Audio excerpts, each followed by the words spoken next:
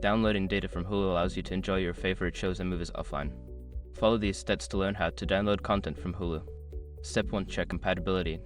Ensure that your device is compatible with the Hulu app. Hulu downloads are available on select devices, including smartphones and tablets running iOS and Android, as well as some streaming devices. Step 2. Update the Hulu app. Make sure you have the latest version of the Hulu app installed on your device. Go to your device's App Store, search for Hulu, and update it if necessary. Step 3. Sign into your account. Open the Hulu app and sign in using your Hulu account credentials. If you do not have an account, you will need to create one to access downloadable content. Step 4. Find downloadable content. Browse through the Hulu library to find shows or movies that are available for download. Look for a download icon next to the title, indicating that it can be saved for offline viewing. Step 5. Download the content. Tap on the download icon next to the desired title. The content will begin downloading to your device. Once the download is complete, you can access it from the Downloads section of the app. Now you can enjoy your favorite Hulu content offline at your convenience.